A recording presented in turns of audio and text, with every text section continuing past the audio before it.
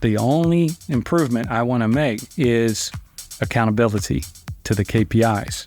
And I need an enforcer and an implementer to make that happen and find out who's going to be on board and who's not. That's James Amaro, nationally recognized trial attorney and the founder of the Amaro Law Firm.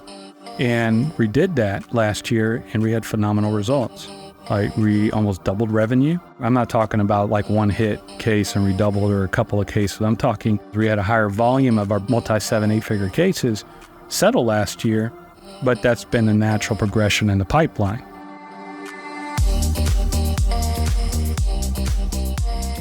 I'm Michael Mogill, founder and CEO of Crisp, the nation's #1 law firm growth company.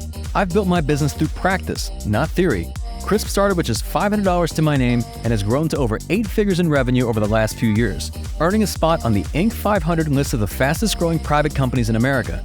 Our approach has been to take everything we've learned about generating massive growth within our own organization and help the country's most ambitious and committed law firm owners do the same for theirs. In each episode of this podcast, I sit down with innovative market leaders from the legal industry and beyond to learn from those who thrive in the face of adversity, challenge the status quo, and define what it means to be a true game changer. I sat down with James Amaro to discuss rebuilding confidence and achieving success after significant setbacks, lessons learned from 2 decades as a trial lawyer, and what it takes to build a nationally recognized trial practice from the ground up. But the mindset I had was every case is $1 million case until they pay me. And I just started going and trying cases. And I tried cases that we probably want to try nowadays, right? But these were impossible cases to win. I'm talking a really, really bad case in facts, right? Minor impact, soft tissue, and that's what I cut my teeth on. That's coming up on the Game Changing Attorney podcast.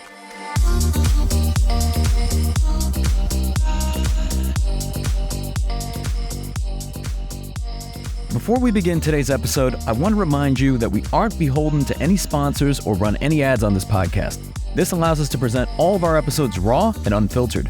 I'm not going to push any made-to-order meal services on you or try to save you any money on your car insurance. That being said, I have one small request. If you receive any value from this podcast, please give it a 5-star review. Pay the fee so we can keep this podcast free. James, welcome to the podcast. Thanks for having me. I've wanted to have you on for a while now, and I'm excited to have you on. We're obviously going to talk about a lot of different things. You are a man of many talents, and you have navigated a lot of adversity, and you've grown a phenomenal practice. We were just talking about the fact that this year will be 20 years. First and foremost, how does that make you feel when you think that this is going to be your 20th year anniversary of the Amaro Firm? I mean, it blows my mind. I mean, I still haven't processed it yet, because it just feels like I started the firm yesterday. And I'm sure a lot of guys say that, but it really feels like it was freaking yesterday that I was working out of my extra bedroom in my house, and me and my dad took the carpet out of this extra bedroom and put hardwoods down solely because I couldn't roll my chair on the carpet, and it was hurting my back, and it was hard to push myself across the room to go fax 20 years ago. So to go fax a document or get a fax off the machine back to my desk, because it was just me and my sister at the time that were working out of this extra room in my house. So that was like a big deal, like a big expense, was just to put, $3,000 wooden floors in that one room. Yeah. And then, now this morning we're talking about cakes for a celebration and whether it's $100 or $150 because it went through, 3 levels of people to get the approval to buy a cake, right? So it's just nuts to just see where we are now and where we were then. And in fact, before we even came here, we were just talking about the past and the future today in this workshop that we were doing, which was by my, I think I told you this earlier.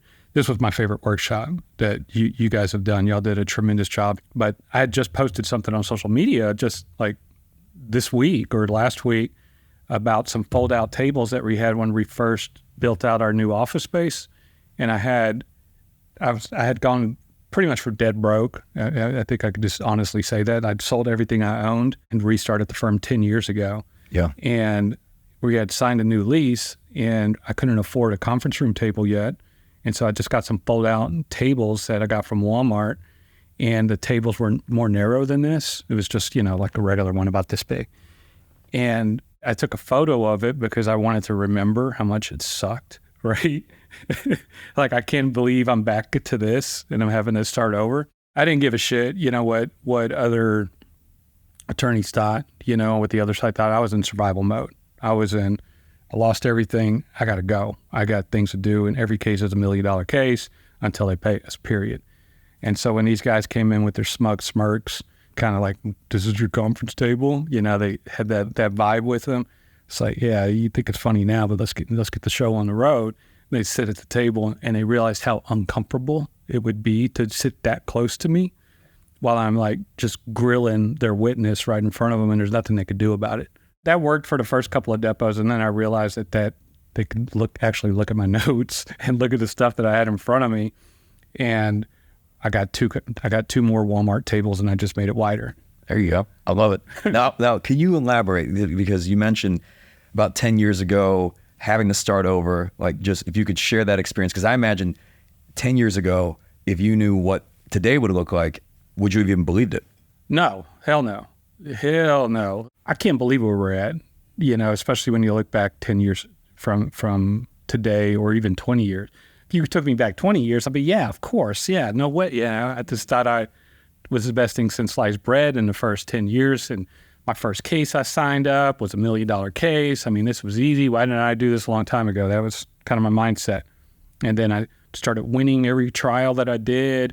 And I lost some hard ones, but I was just winning cases I shouldn't have won somehow. Everything from car wreck cases. And then I took the first trial to verdict on a windstorm case from Hurricane Ike. And it was the first one I went to verdict. We got a really good verdict from that. And I got notoriety from that verdict. And then I started getting a bunch of windstorm cases, and, we handled thousands of them. And we had success from that. And then the BP oil spill thing happened in 2010. 4/20/2010 is when it happened, April 20th.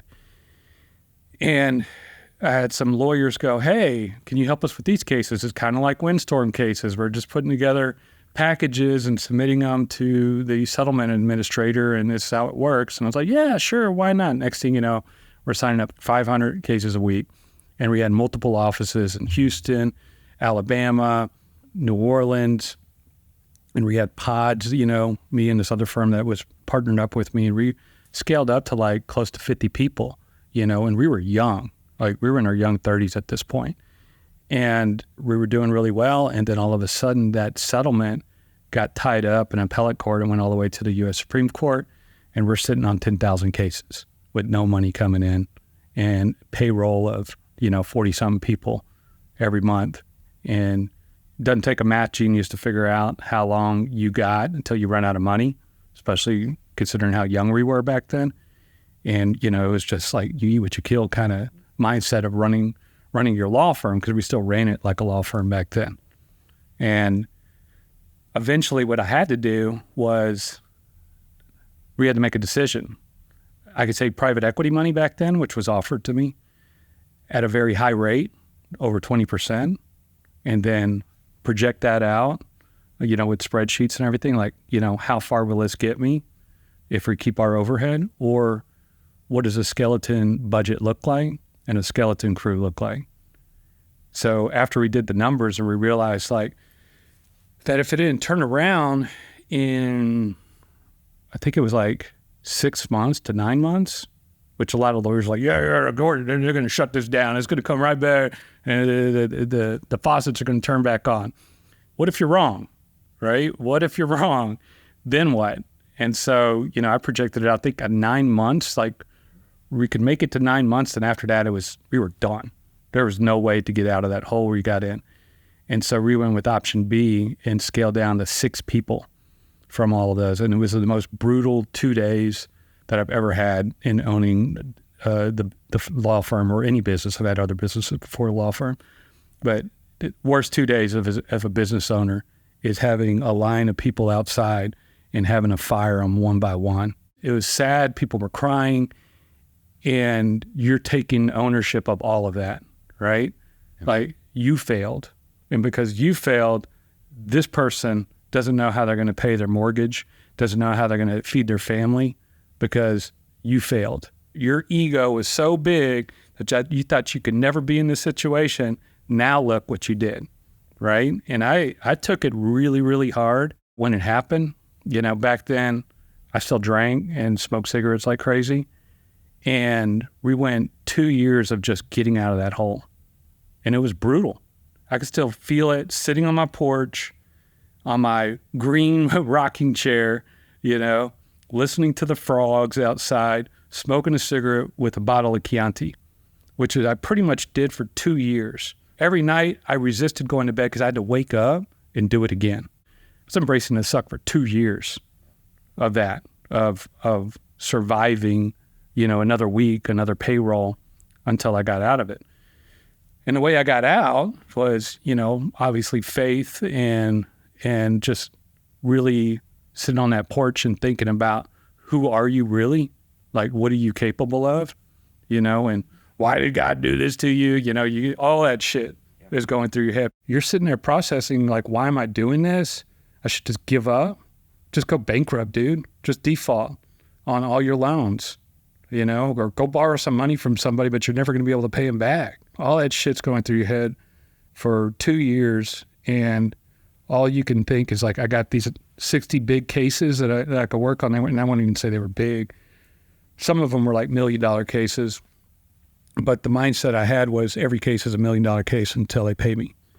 And I just started going and trying cases, and I started doing really hardcore depositions. Like, the depositions got real intense, to the point where the court reporter was saying, hey, this guy's about to jump across the table and attack you. Like, I could feel it. It's about to happen. Yeah. I'm going to get out of the way. You're in survival mode. Right. It's just the pit bull in the corner, and, like, I'm not going to die, right? And you used this analogy once too, and I was using it back then.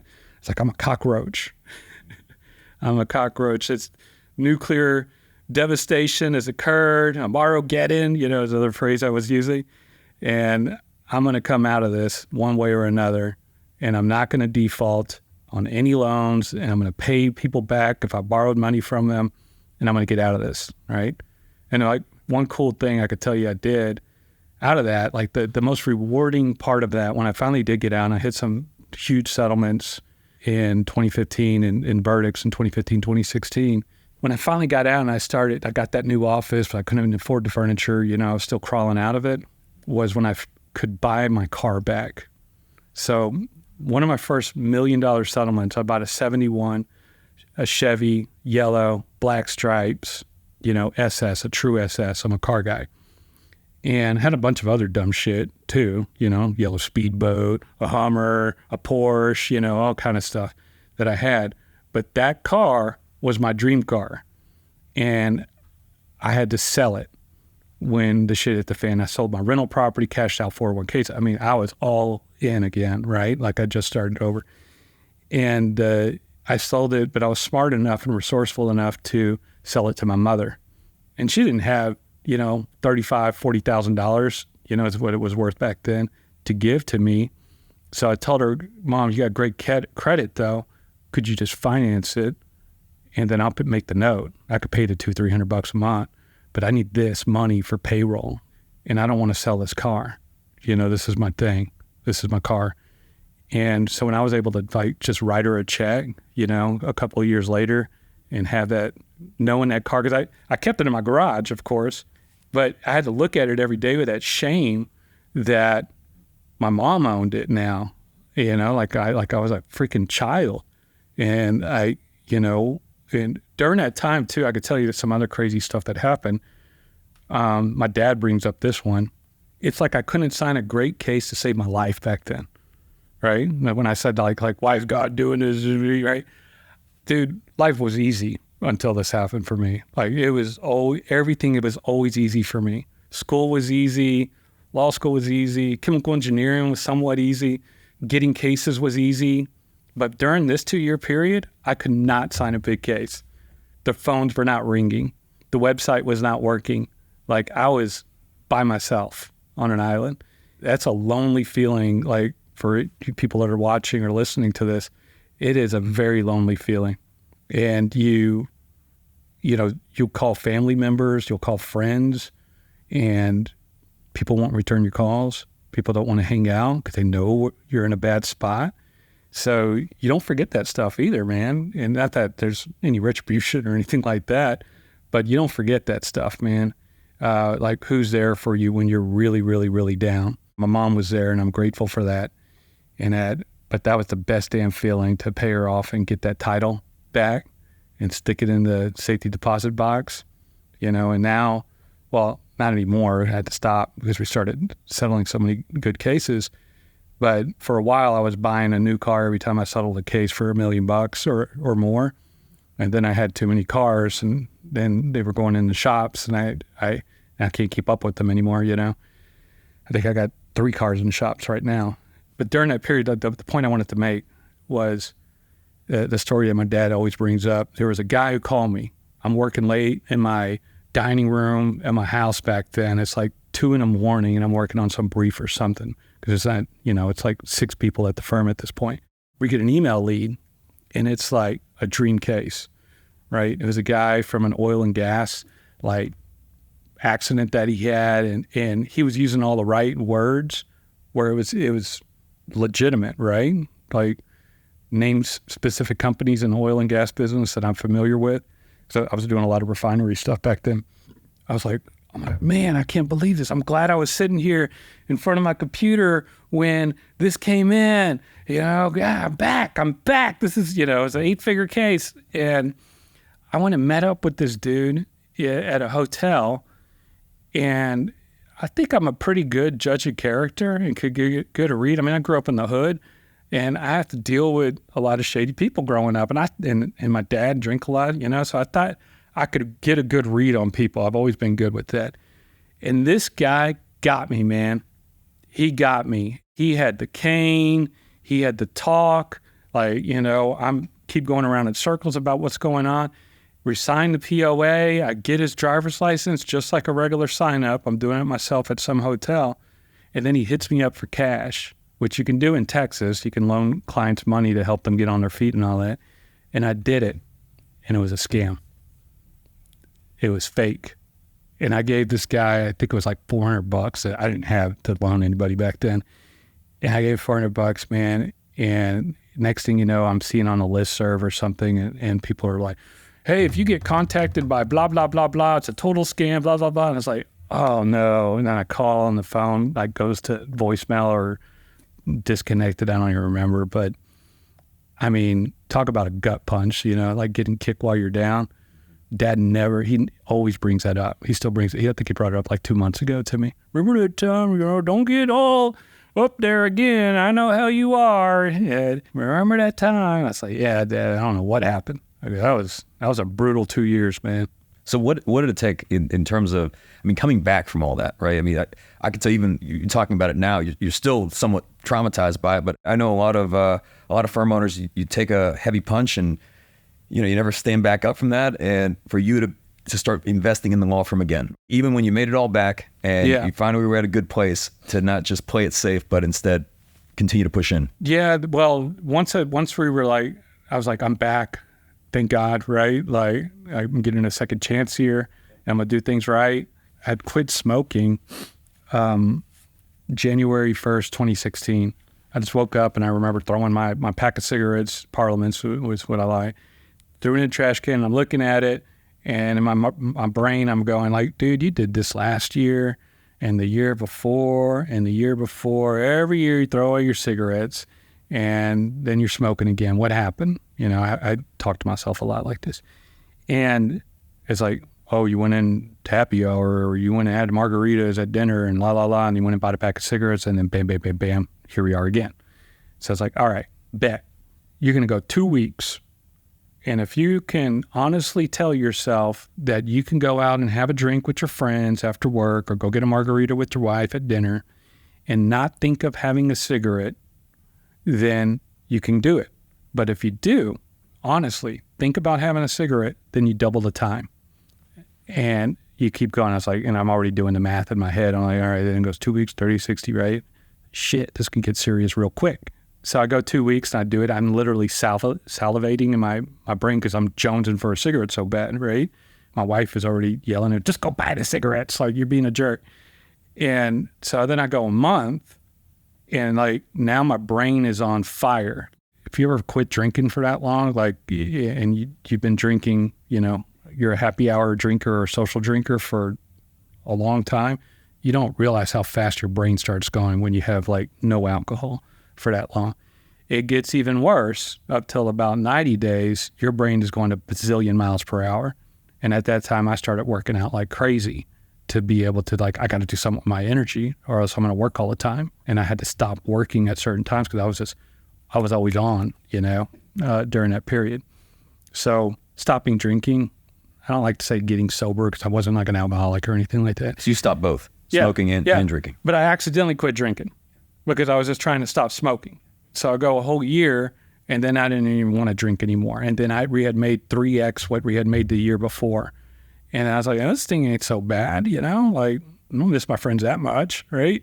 And then the next year we did, I think, 2x. At that point, this is when I hired my first consultant, my first business consultant.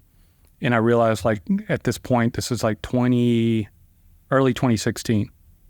And I just settled some big case. And this was like, I'm back, like we're, renting the limo bus to go into casinos and things like that. We're back. And he comes into my office and he's like, James, like, what do you want to do? And he knew the whole story about what happened to us.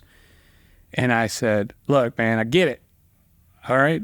I had a law firm and a law practice and it's not a business mindset for so long and flying by the seat of my pants. And I was very lucky. I get it. I have absorbed that over the last 2 years, right? It's processed.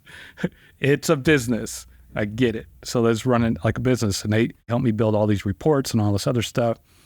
And then the business continued to evolve, I guess, from that point, right? Like it became the business mindset.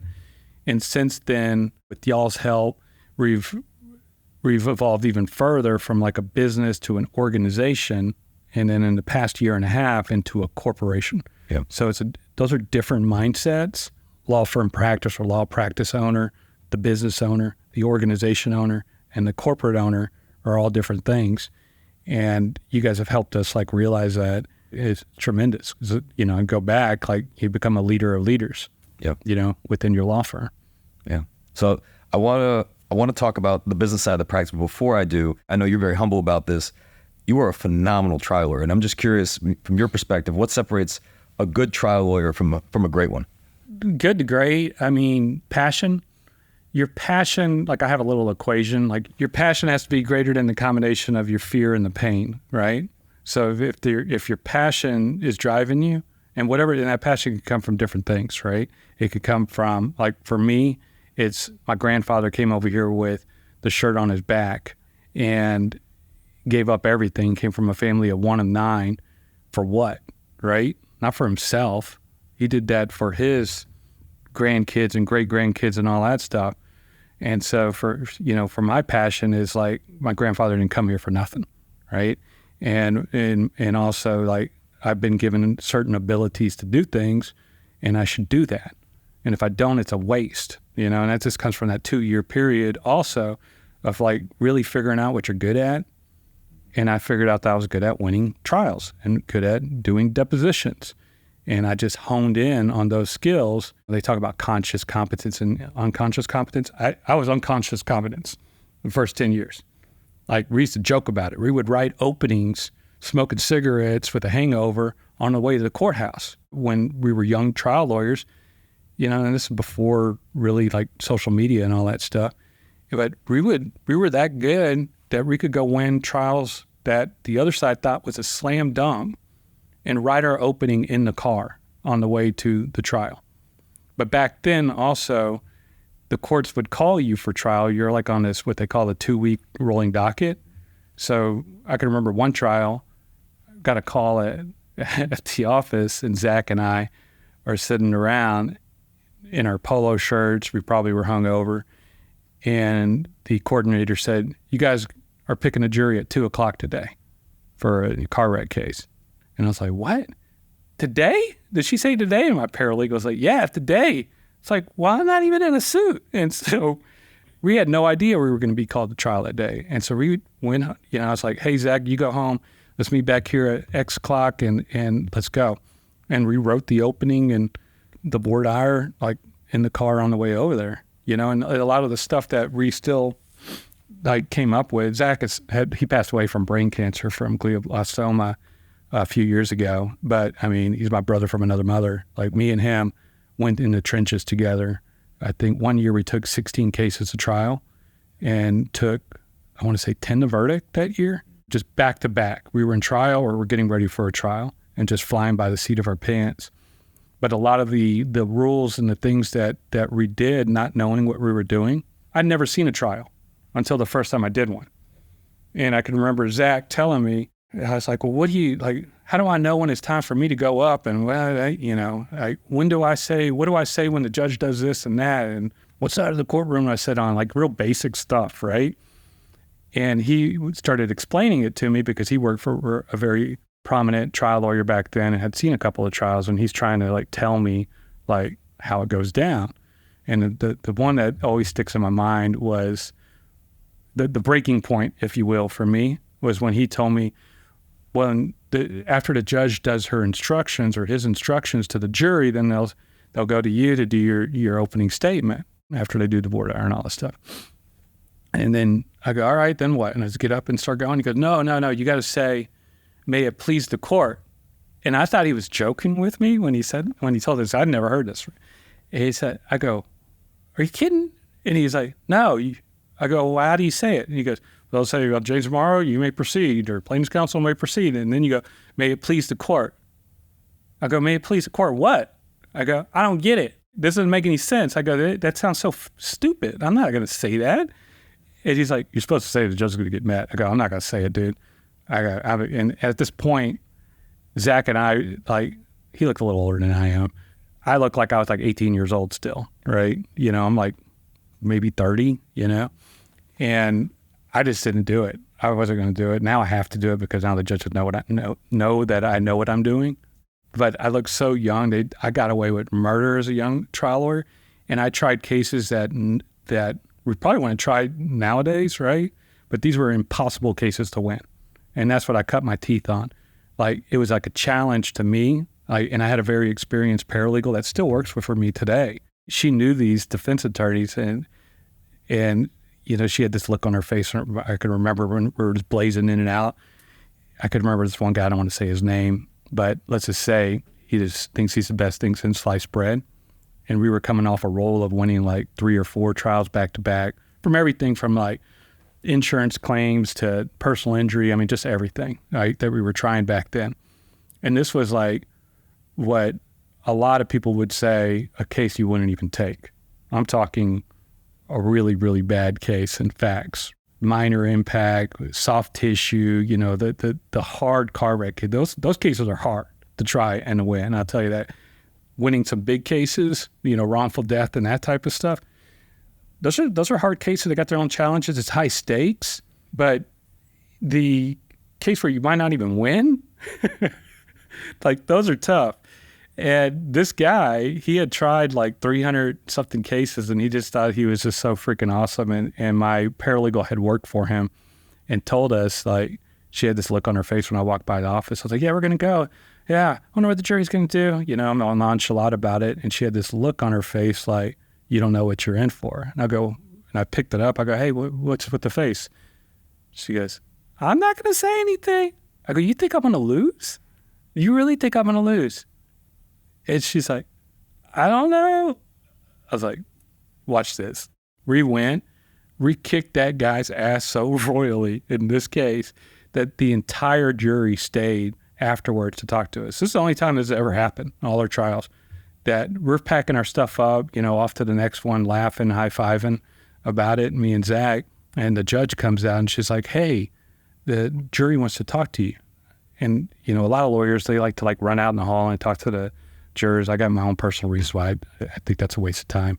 But we didn't do that. And I was like, they want to talk to us about what? They don't want to go home, right? It was like nighttime already.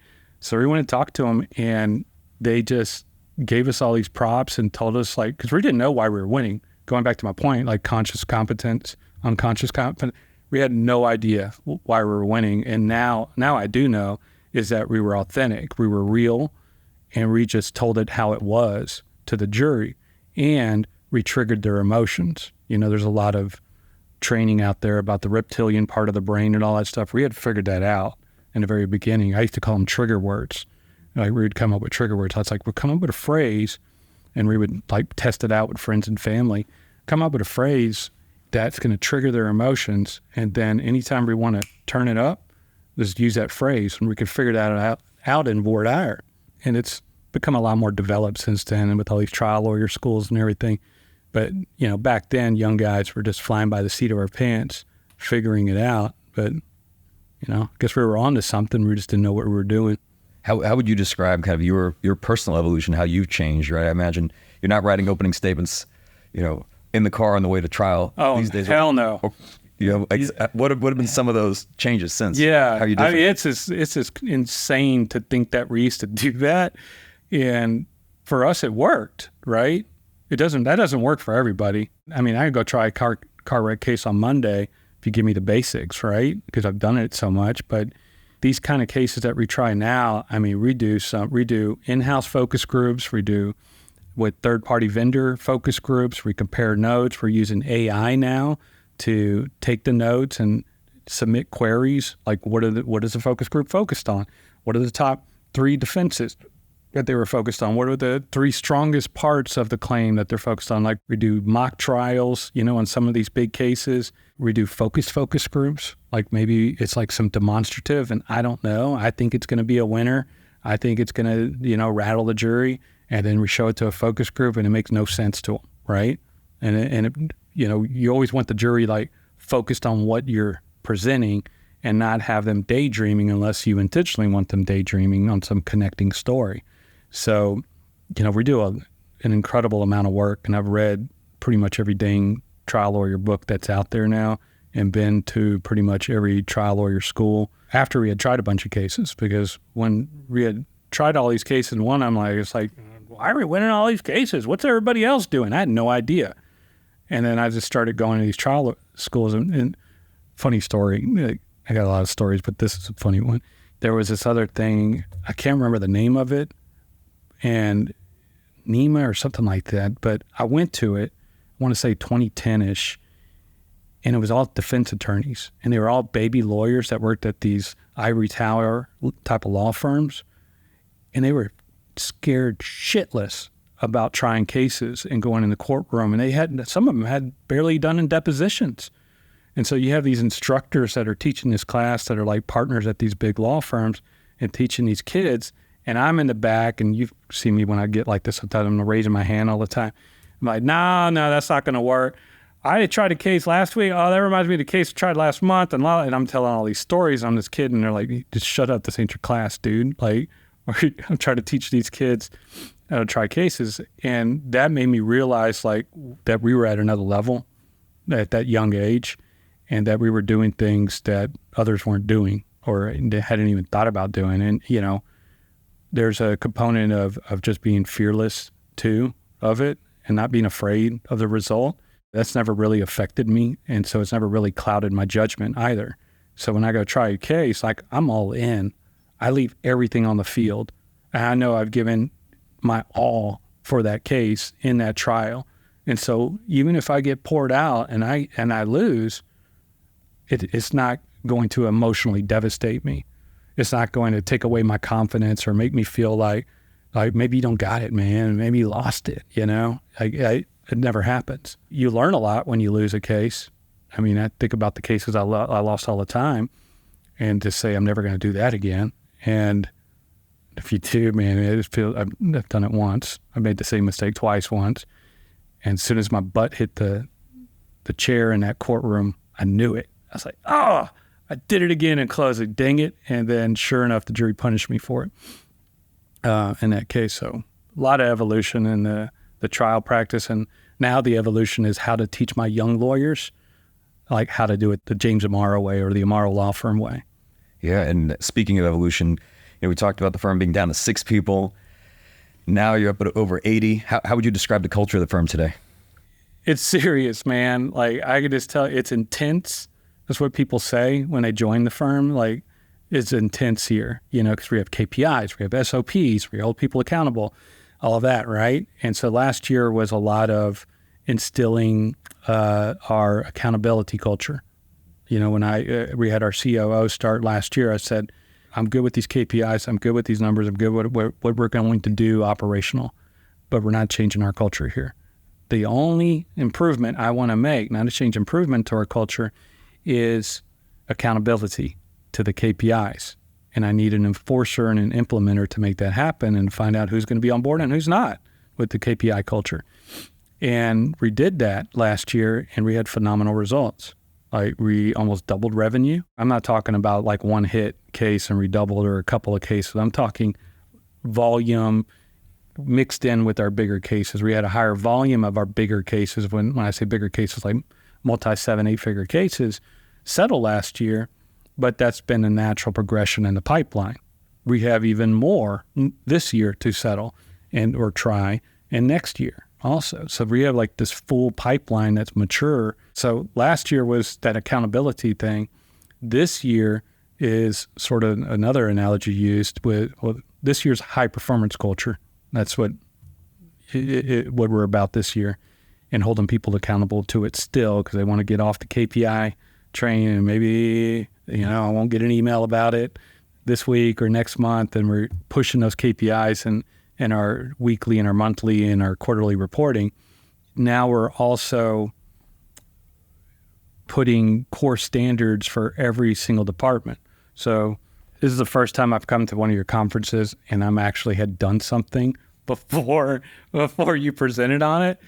And I didn't do it for the reason that you were telling us why we should do it. I did it because we promoted somebody in my department doing catastrophic wrongful death cases to a chief litigation officer. And I wanted to get on the same page that these are our core standards of how we're going to handle cases, because he's going to be having management over other young trial lawyers. And I was like, hey, we're not going to do the things whatever way you think you're going to do it. We're going to do it the way we've been doing it. And I want to itemize, since it was like 1 through 29, and we got on the same page and agreed, like, this is the way we're going to do it. Good. Put it in writing, put it in a nice creative, and put it on a trial board, and now we have it in our department. But I did that, for my department. I wasn't thinking about doing that for all the other departments. And these are non-negotiable core standards. So, on the business side with 80-some people now, our profit went up last year just from this basic just implementation. Everybody has SOPs, especially trial lawyers. Everybody has SOPs. I would think a lot of law firm owners have KPIs, and I'm surprised when I hear they don't, right? Yeah, most don't. Right? Which is mind-blowing to me. Like, some big firms that don't have KPIs, right? And the missing component is implementing them and holding people accountable. And once you do that, our profit went from 5% the year before, a 5% margin, which was abysmal. It was crappy. It was stressful the last 2 months of the year collecting money, to 34% last year, while we almost doubled revenue in 1 year. I said to our team, I was like, well, great, that's great. We had our yearly kickoff, and I said, that's great. I go, we did it. Yay. We got in shape. Everybody got their bonuses, but now we're in shape. Now we got to stay in shape. So how do we stay in shape? And we got to keep doing what we were doing. This culture of excellence. One of our core values is excellence is our presence. I ripped that off from Biggie Smalls. And ethos before egos is another one of our core values, right? Is put your egos aside and concentrate on the mission for our clients and to get results. So zooming out, like, for a business owner, for people that are listening or watching, about like the just foundational stuff. I mean, core values, of course, everybody knows that. Mission statement, of course. Those are the two basic things. But having core standards for every one of your departments, and then KPIs, right? And it doesn't need to be 20 KPIs for every person, every position. It needs to be something that you can actually manage and easily report and retrieve, not something that's unattainable or aspirational, something real that's going to move towards the bottom line. So core standards, core values, and then core initiatives on the growth side of your business. Like, we have every department, I've been doing this for years, Every department has 3 or 4, 5 at the most, core initiatives per quarter that they're targeting. This year, we're transitioning over to FileVine. We're dinosaurs with needles, and we probably use needles better than any other firm in the country. We use it and we run reports on it that we've built out, but it's not giving us the data that we need as fast as we need. Like, we're still using spreadsheets to extract data and other apps, and it's just not moving fast enough. James, I'm curious, thinking about how have you managed yourself throughout all this, right? We talked about this even the past couple of days, and probably almost at every workshop to some extent, that this is a marathon, not a sprint. You give up drinking, you give up smoking, but how do you keep yourself just in peak state? I know you do a lot of boxing, you're working on classic cars, playing piano. Like, what's your routine look like? I go to 3 places. I go to my house, and I go to this private club. There's a fitness club, and they have like stuff for kids, tennis and all that. And I go to work and church on Sunday. That's it, and that's all I do, right? And so when I leave work, all I want to do is go hang out with my kids and my wife. When I have time, I try to make the time. I'm doing Peloton, which I hated it. I hated it so much at first, and then it gets addictive. And I never understood, like, you guys that were like talking about this a couple of years ago, and we've had the Peloton for a while. I just want to get on it, but now I don't really have a choice. I don't have time to drive to my gym and all that. I don't have an extra 2 hours a day right now. And so I started getting on the Peloton early in the morning to start my day. Man, I got freaking addicted to it. Yeah, they gamify it. Yeah, like, you're not like competing against other people on the leaderboard and all this stuff. You start competing against yourself is what happens. Yep. And you're looking at your score that you got last time. And, as a former gym rat, like somebody who used to go to the gym 5 days a week, for like 2 hours a day back from college and law school and probably till about 5 years ago, till I started having kids, I was always in the gym and working out. And once you stop, it's hard to start back into that routine. The Peloton's the same way, right? I think I've been off. Got a cold last week, and so I took a few days off, and now I got to get back on it. But I'm like thinking in my mind already, I need to hurry up. I need to get back on that thing, because I know if I go another week, it might be another month. Yep. Right? Yep. And then what about home life? What's that been like in terms of juggling the ambitions of growing the practice while also being a great dad to your daughters, and obviously supporting your wife, who's incredibly ambitious as well? Yeah, my wife's in law school. So she's like halfway through right now. And it was more because I'm the sole owner of my law firm too. And so the question came up, James, what if one of these awful things that you do for a living happen to you? What are we going to do? Like, all these people depend on this firm for a job, blah, blah, blah. So we put together a succession plan within the firm a couple years ago. And then I thought, even long-term, to protect my family of what we built and all that, and the firm at the same time, it's probably better that my wife gets a law license. So she committed to law school. And the funny thing about it is I had to talk her into law school. When we first met, I talked her out of it. So I talked her out of it. I was like, you don't want to do this. Are you crazy? Like, this isn't for you. And then we fast forward. I was like, hey, you remember like 15 years ago, and I told you this one for you, this is for you, you got to do it, and this is why, right? And bless her heart, I love her to death. She's actually doing it. And it seems like she's like enjoying it now. At first she's like, I'm just doing this for you. But now the stuff she says, and she had like this oral argument that she had to do and came into my office.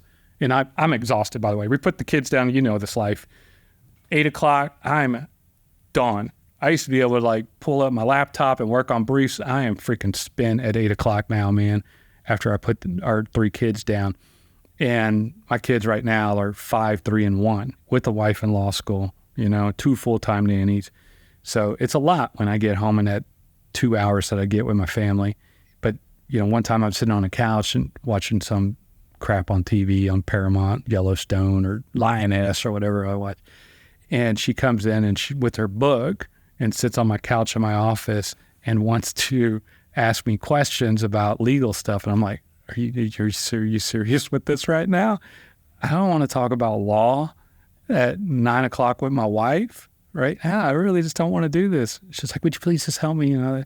And she started talking about it. And of course, my instincts kick in, and she's going to do an oral argument about some appellate stuff. And I was like, look, this is what you got to do. You know, I go, put on your argument. You know what she's going to say, right? I go, so when she says, kind of tee her up so she thinks she got something there. And then when she tees up, she's going to take the bait. And if she says what you think she's going to say, you already know what you're going to say in response. Don't anticipate it and give it away. Let her say it and then smoke her on the rebuttal and then smack her, and then she can't do anything about it. And then do it in a way that she had the chance to do it. And then she goes, I'm not going to do that. We're friends. And I was like, okay, you just want to win. You don't want to kill. All right, got it. So do it that way. And she did. She could call me the next day, and she was like, I can't believe what you told me worked. It worked so freaking well. And to me, it's like very basic, right? For, I guess, anybody in sales too, it would be very basic. For her, it wasn't. And she crushed it. She got an A in the class and got a good GPA last semester. So now she's more engaged, I guess you could say, right? And then the kids, my daughter's in tennis, and I don't know anything about tennis at all. I never really played. I think I've tried to play, but she has looks like talent for it. And the coaches, she's only 5, but the girl can freaking hit the ball, man, over the net like a 10-year-old or 12-year-old. It's crazy. And so for me, I just love it to watch her. But I'm trying not to be that dad to, like, my kid's going to be the next, blah, blah, blah, or coach, you need to do this more. Like, I'm just observing and let her go through it because I want her to own that. I don't want to be pushing my kids. I don't want to be that dad. Yeah. Well, James, I know you got to catch a flight soon, and we're definitely going to have you back. But this being the Game Changing Attorney podcast, as we come to a close, what does being a game changer mean to you? Man, my number one core value, be used and useful to others. I got that from my mentor. Didn't make any sense to me when I got out of law school, but you really think about it, it's all what life's about. I want to give a huge thank you to James Amaro for taking the time to join us on the Game Changing Attorney podcast.